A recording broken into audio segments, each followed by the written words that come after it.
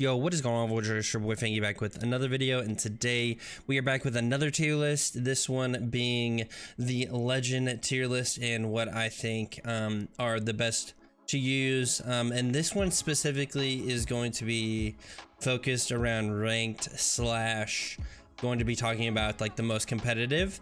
All of these characters can be used in a public match and excel, do really well, because there's not a whole lot of coordination necessarily that's required in public matches.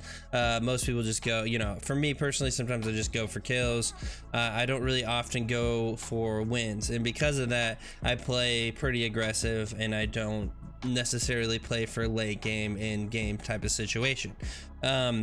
With all of that being said, this is probably going to be more so on the ranked side of things and on the competitive, as in like professional matches and stuff like that.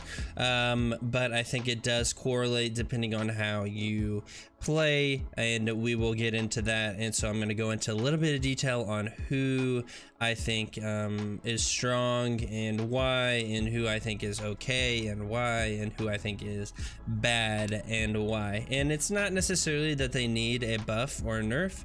It's more so, well, one of them I think actually does need a buff or some sort of rework, and we'll get to that here in a second. So we're gonna start out by explaining these tiers. D tier is there's only one. I think he's the worst character. They are the worst character, if that gives it away. And then I think C is pretty good. B is average, probably like off meta picks. A is meta picks. S is very meta picks, all that sort of stuff that you will be seeing. These, you'll see S tier, you'll see them in every single professional match, and why. So all right, we'll go from here. So starting off with Rev, I think Rev actually goes into C tier. Reason why is because he has a good silence now. He is no longer like super duper trash.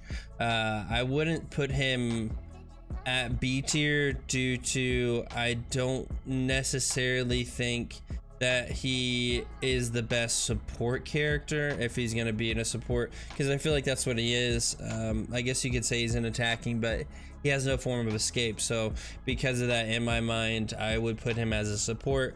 His silence is strong. I do think that it is strong, and I think his ultimate with a new buff makes him usable. So I'm going to put him at the higher end of C, but not quite B tier. B tier, let's see. I'm trying to think. Bangalore is gonna go, let's see, into C tier maybe, just because I might end up changing it, so we'll see. But I think she's strong in that she has the smokes, obviously self peel.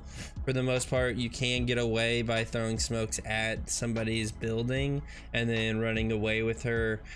Ultimate's still pretty lackluster in the timing that it takes for things to explode. But the damage buff to it was good, and this like the stun is always good, so it's good to have for, you know, for like zoning and peeling for herself. I think she's, once again, I think she's a lot stronger on console because of how the movement works in a loot box compared to that of PC. So I'll stick by that and say that she's a lot stronger on console, and I think she could potentially be B tier as well. And then I'll get into that. Let's see. So next is going to be Bloodhound. Character, probably the worst character, but it's like there's still moments where Bloodhound shines really strong, you know, like in a kill race type of tournament where you're trying to find people as quick as possible. The passive is really strong. The technical ability is good, but does it, I still feel like it needs to have some sort of buff to it where you can actually it's tracked a lot longer, similar to that of like crypto. There's just a lot that I think could be used for Bloodhound that isn't quite there yet. I don't think that Bloodhound needs a rework, but I think he just needs I say they just need a buff to the ultimate and to the tactical ability. I don't know. That's I guess it's controversial, but I think they are the worst character in the game at the current moment.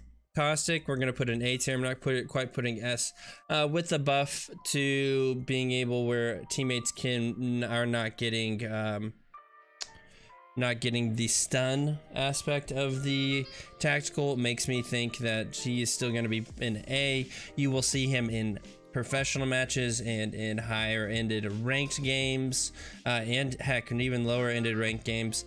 Caustic is becoming more and more prevalent due to the change to the tactical, where teammates can walk through it. You still can't see, but you don't get the stun of the movement, which is good. So you'll be seeing this in all kinds of areas, specifically EU, and a little bit in NA right now, with the meta changes.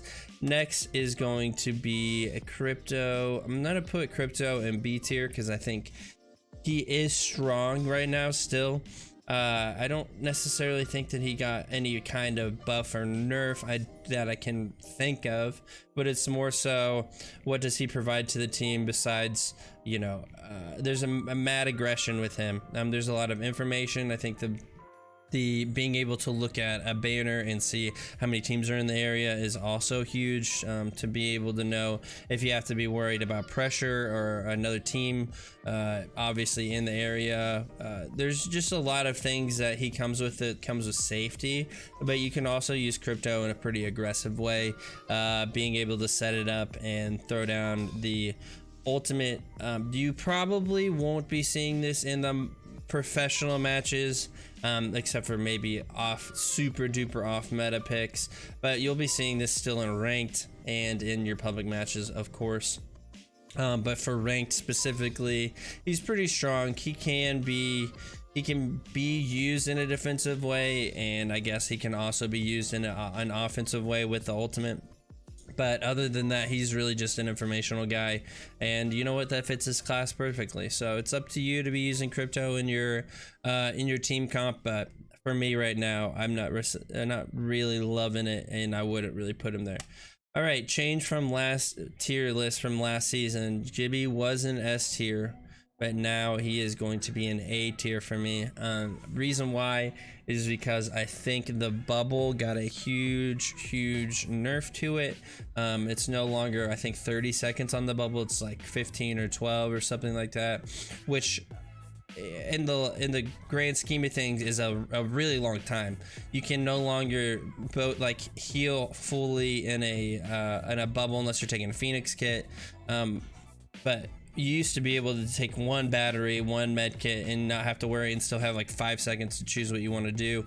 The res is still strong in it. The advancements into a team fight with a bubble is really strong, so Gibby is still very viable, and you will be seeing him in competitive and in the highest form of ranked, just because of he is a very good support character. Can take over a building very strong, similar to that of Caustic, just in two different manners, one with the gun shield and then one with the Caustic gas, of course. But with Gibby, his ultimate is good for late game, good for also zoning, being able to third party. You can throw the ultimate on, and you don't even have to be in the fight, and force them to make a move of either being inside, and then working your way into a breach, or with him you're able to just get kills, as long as if they don't have either their own Gibby or they don't have a Wattson ult up. So overall, those are the things that I think that makes Gibby still super strong this season, and you will be seeing him a lot.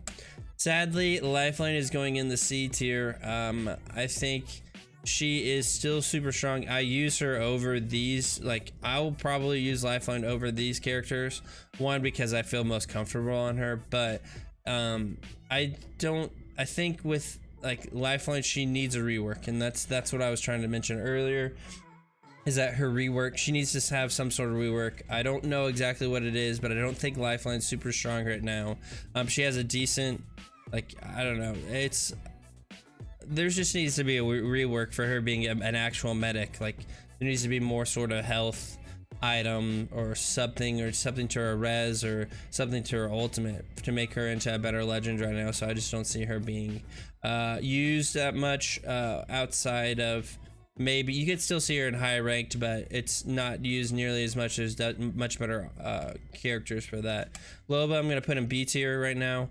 I don't think she's quite A, but I don't think she's quite C. I think she has an escape, which is tight, but that escape is really just more so for relocation, more so than anything else. It's not really an escape. It's more so just to like relocate to a higher, you know, building or a little bit of escapability, but realistically, I don't think Loba is going to be used at in professional matches. You'll still see her in high-ended ranked, of course, but I don't think you're going to see her in the most competitive. She has super cool, very unique abilities, but with right now, I don't think I don't see it happening. Now, this is hard because I feel like Mirage could be in B tier and also in A tier, so I'm gonna actually put him in A. Reason being is his passive now, being able to revive while also invisible, I think gives him that slight edge to making him into A. He has a high skill ceiling, I think, and that's just for the current moment until people are trying to figure out how to beat Mirage at the current moment. He is really, really strong to use, and actually you will be seeing him.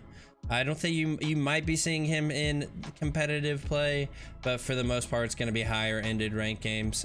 But he's got a really, really cool skill ceiling and very unique abilities that will allow him to be able to outplay a full team. But for right now, I'm gonna just put him in A. He's on the lower end of A, but I think he's still in A tier. He's better than these characters at the current moment. Octane is going to be C tier. I love that they added his ultimate to be coming back a lot quicker, but frankly he's not going to be seen in a lot of, you know, high-ended ranked games / competitive. I don't think he needs a rework. I just think he's just a little lackluster right now.